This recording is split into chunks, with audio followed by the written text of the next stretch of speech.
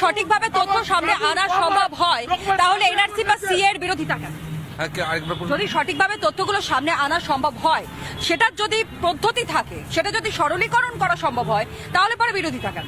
না, এটা তো সত্যি কথা। দেখুন, এটা তো ইন্টারনাল সিকিউরিটির ব্যাপার, যে যেভাবে জঙ্গিদের কাছে এটা মুক্তাঞ্চল হয়ে যাচ্ছে পশ্চিমবাংলা, তারপরে তো এটাতে সজাগ হওয়াই উচিত। আচ্ছা, আপনি একটা কথা বলুন, আপনি যে এখানে এই যে শোটা করছেন, এই শোটা কি আপনারা দুজন মিলে শুধু করতে পারছেন?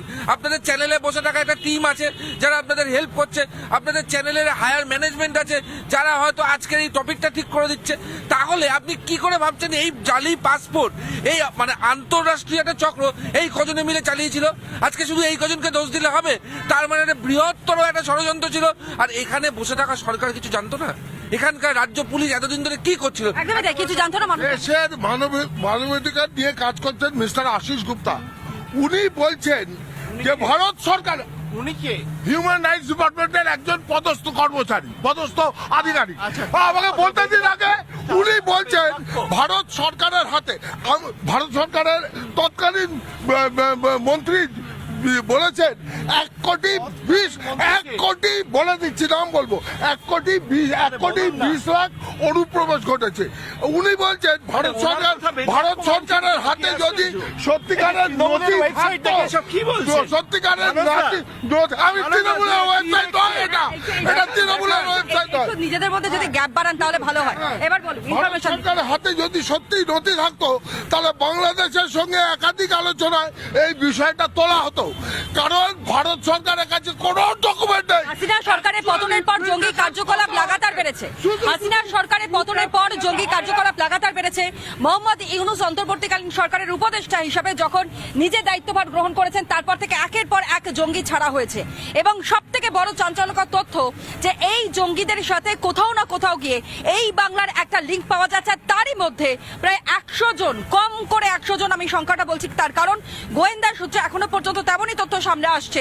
প্রায় 100 জনেরও বেশি যারা বাংলাদেশে থেকে অনুপ্রবেশ হয়েছে, যাদের কোনো বৈধ কাগজপত্র নেই, তাদেরকে পর্যন্ত পাসপোর্ট দেওয়া হয়েছে। অথচ সব থেকে আশ্চর্যকর যুক্তি, যেখানে রাজ্য পুলিশের পক্ষ থেকে দেওয়া হচ্ছে যে তাদের কাছে কোনো রকমের কোনো ইনফরমেশন নেই এবং সবটার জন্য দায়ী কেন্দ্র। দেখুন, এখানে সহজ মেথড কি হতে পারে? ধরুন আপনি জঙ্গিদের ধরতে চান যাদের বৈধ পাসপোর্ট নেই বা তাদের কাছে জাল পাসপোর্ট আছে, রাজ্য পুলিশকে গিয়ে খুঁজে বার করতে হচ্ছে। এবার এটা সম্ভব রাজ্য পুলিশের পক্ষে? আমি যতই মমতা বন্দ্যোপাধ্যায় সরকার থাকুক, স্কুল সার্টিফিকেট কারা দেয়? স্কুল সার্টিফিকেট ভুয়ো কেন? জঙ্গিকে খুঁজে বার করা সম্ভব নয়। উল্টে যদি হতো, প্রত্যেক নাগরিক যদি বৈধ কাগজ দেখাতে, তাহলে বৈধ কাগজ, স্কুল সার্টিফিকেট কারা দেয়? স্কুল সার্টিফিকেট কারা দেয়? মানুষবাবু, স্কুল সার্টিফিকেট কারা দেয়?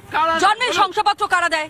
ডেথ সার্টিফিকেট কারা দেয়? সেটা তো সেন্ট্রাল দেয় না। স্কুল সার্টিফিকেট যারা দিয়েছে সেটা যে জাল সার্টিফিকেট নয়, এই গ্যারান্টিটাকে দিচ্ছে। জালি, সবথেকে বড় কথা সেটা জাল। কিন্তু তারপরেও আপনাদের কাছে কোনো খবর নেই যে জাল হচ্ছে। তার মানে শস্যের মধ্যে ভূত আছে। স্কুল পাসিং সার্টিফিকেট, না, উনি যেটা বলছেন, এক মিনিট, আমি মানসবাবুর কথা মেনে নিচ্ছি। পঞ্চায়েত প্রধান, তার নাম হচ্ছে মাধুরী মন্ডল, আর ওখানে সার্টিফিকেট আসছে মধু মন্ডল, এবং সেটা ভোট সার্টিফিকেট। এরকম ভোট সার্টিফিকেট তো সবাই দিচ্ছে। মানুষবাবু একটু শান্ত হবেন, আমি একটু রিয়াকশন নেব। বেশ বল। মানসবাবুর কথা মতো যে এই যে যারা ওরা যে স্কুল পাসিং সার্টিফিকেট দিয়েছে সেগুলো জাল না, যদি সেটাই হয় তাহলে পুলিশ মিথ্যে কথা বলছে। তার মানে আমাদের এখানকার রাজ্য পুলিশ মিথ্যে কথা বলছে। স্কুল থেকে ভুয়ো সার্টিফিকেট কি করে বেরোয়? স্কুল থেকে ভুয়ো সার্টিফিকেট কি করে বেরোয় সেটাই তো এখনো পর্যন্ত আমার মাথায়। না, উনি তো বলছেন ওরকম হয়নি, ভুয়ো সার্টিফিকেট দেয়নি, সার্টিফিকেটগুলো অরিজিনাল। ভুল ব্যাখ্যা করা হচ্ছে। জন্মের পর পঞ্চায়েত এলাকা অথবা পুরসভা এলাকা থেকে সার্টিফিকেট পাওয়া যায় আমরা জানি। এর বাইরে কি আর কোনো জায়গা থেকে সার্টিফিকেট মেলে? আপনাকে সবচাইতে তাজ্জব ব্যাপার, মধু মন্ডল বলে কেউ নেই, মাধুরী মন্ডল। সে যারা চক্রটা করেছে তারা জানে না পঞ্চায়েত প্রধান নাম মধু মন্ডল নয়। আপনি এইটুখানি তো বলবেন যে যেই চক্রে যারা যারা রয়েছে সেটা শুধুমাত্র যে এই যে আশপাশে যারা রয়েছে তাদের জন্য বিপদ না, এটা আমাদের জন্য বিপদ, সকলের জন্য বিপদ। কিন্তু তারপরও তাহলে ভুয়ো কাগজ বেরোচ্ছে কোথা থেকে? প্রশ্নটা তো একটা জায়গায়।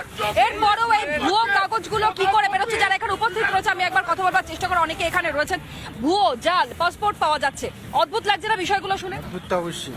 কিন্তু সব থেকে বড় কথা যে এই পাসপোর্ট গুলো যখন আমরা হাতে পাই তার আগে ভেরিফিকেশন হয়, সেই ভেরিফিকেশন তাহলে কি হচ্ছে না? এটা পুলিশ প্রশাসনের দায়িত্ব। এটা সম্পূর্ণ পুলিশ প্রশাসনের উচিত যেটা কিভাবে পাসপোর্ট বেরোলো কিভাবে এটাই হলো ওদের দেখা উচিত। এত পুলিশই দেখে, রাজ্য পুলিশ প্রথম দেখে, তারপরে এটা পাসপোর্ট হয় এটা। মানে সাধারণ মানুষও জানেন যে কিভাবে কোন প্রসেসে হয়। এখানে আরো অনেকে রয়েছেন। আচ্ছা, রাজ্যে জঙ্গি ধরা পড়ছে, খবর রাখেন? এটা আমি খবর খুব একটা দেখি না, কিন্তু যখন আমরা বলছি যে এরকম টিভিতেও দেখাচ্ছে প্রচুর পরিমাণে জঙ্গি গ্রেফতার হচ্ছে, বিভিন্ন জায়গা থেকে জঙ্গি গ্রেফতার হচ্ছে, শুনে ভয় লাগছে। মেলাতে এসছেন, খেলাতে এসছেন, এখানে বই মেলা চলছে, পাশে এখানে আর্ট গ্যালারি চলছে, সামনে আবার আরো একটা মেলা রয়েছে, কিন্তু আপনার পাশে কে দাঁড়িয়ে রয়েছে আপনি জানেন না? অবভিয়াসলি আমাদের ভয় তো লাগবে। আর বাংলাদেশে যা হচ্ছে সেইটাতে তো দেখে আমাদের সবসময় একটা চিন্তা তো আছে যে কখন কি হয়ে যাবে, সেইটা নিয়ে তো একটা সবসময় ভয় থাকে। অর্থাৎ একটা বিষয় খুব স্পষ্ট, সাধারণ মানুষও তারা ভয় পাচ্ছেন, মানুষ বাবু, সাধারণ মানুষও তারাও ভয় পাচ্ছেন, তারাও বলছেন পুলিশের ডেফিনেটলি ভূমিকা রয়েছে, কিন্তু আপনারা মানতে চান? আমি একটা বলছি, সাধারণ মানুষ আমাদের শক্তি, আমরা তাদের সঙ্গে কোনো রকম ডিবেটে যাব না। কিন্তু যেটা বলছি ম্যাডাম, আপনি চিন্তা করুন, আমার নাম করে কেউ যদি মনোজ সেন চৌধুরী বলে একটা সার্টিফিকেট ইস্যু করে দেয়, কিন্তু কেউটা কে সেটা বার করার দায়িত্ব কার? কলকাতা পুলিশ করছে, রাজ্য পুলিশ করছে, পশ্চিমবঙ্গ করছে, ভারত সরকার ঘুমিয়ে রয়েছেন, চৌকিদার ঘুমাচ্ছে, যে জায়গায় ঘুমায় তাকে ঘুম থেকে তোলা যায় না। মমতা ব্যানার্জিকে আমরা মমতা ব্যানার্জিকে বারবার আমরা একটা কথা বলতে শুনেছি যে ল অ্যান্ড অর্ডার যে শেষ সাবজেক্ট। তো এইখানে এই যে কার্যকলাপগুলো চলছে, এই যে দুর্নীতি, এই যে ভুয়ো সার্টিফিকেট, জঙ্গি কার্যকলাপ, এগুলো সব বন্ধ হয়ে যাবে। উনি আইন দপ্তরটা উনি স্টেট অ্যাডমিনিস্ট্রেশন এবং পুলিশ কেন্দ্রের হাতে দেবেন? মানসবাবু বলুন, পুলিশকে আগে বলুন স্বরাষ্ট্র দপ্তরটাকে কি উনি রাজ্যের হাতে দেবেন? অমিত শাহর উত্তর দিতে হবে। দেশে এত এই দেখুন, আসামে অনুপ্রবেশ যুক্তরাষ্ট্রীয় কাঠামো, একটা যুক্তরাষ্ট্র, এক সেকেন্ড, একটা যুক্তরাষ্ট্রীয় কাঠামোয় প্রশাসন হচ্ছে রাজ্য সরকারের দায়ভার, সেখানে যদি কেন্দ্র ইন্টারফেয়ার করে সেটা বাঞ্ছনীয় নয়। ইন্দিরা গান্ধীর সময় বারবার ইন্টারফেয়ার করেছে কেন্দ্র, বারবার রাষ্ট্রপতি শাসন জারি হয়েছে, নরেন্দ্র মোদীর সরকার সেটা করছেন না, সেটা সাধুবাদ জানায়। কিন্তু রাজ্য যদি মনে করে, যদি রাজ্য যদি মনে করে, যদি রাজ্য মনে করে, রাজ্য ছোঁয়াছুঁই খেলা হচ্ছে, আমি জানি ছোঁয়াছুঁই খেলছেন আপনারা। রাজ্যের মানুষও তারা ভয় পাচ্ছেন। কেন্দ্র রাজ্য কিন্তু এর মাঝখানে রাস্তাটা কোথায়, সেই রাস্তাটা পর্যন্ত এখনো পর্যন্ত কেউ বাতলে দিতে পারছেন না। এই রকমই হচ্ছে আমাদের এই রাজ্যের পরিস্থিতি। এই রকম বিপদের মধ্যে আমাদের রাজ্যের মানুষ প্রত্যেকে রয়েছেন, যেমন আমি বিপদে রয়েছি, ঠিক একই রকম ভাবে রাজ্যে যারা উপস্থিত মানুষজন, সাধারণ নাগরিকজন তারা রয়েছেন। আর সেই কারণেই প্রশ্নটা তুলতে হচ্ছে যে সাধারণ মানুষের নিরাপত্তা নিয়ে কার্যত ছেলে খেলা চলছে কি এই রাজ্যে? ছোট্ট একটা বিরতি নিয়ে ফিরে আসছি, হচ্ছেটা কি এই অনুষ্ঠানে।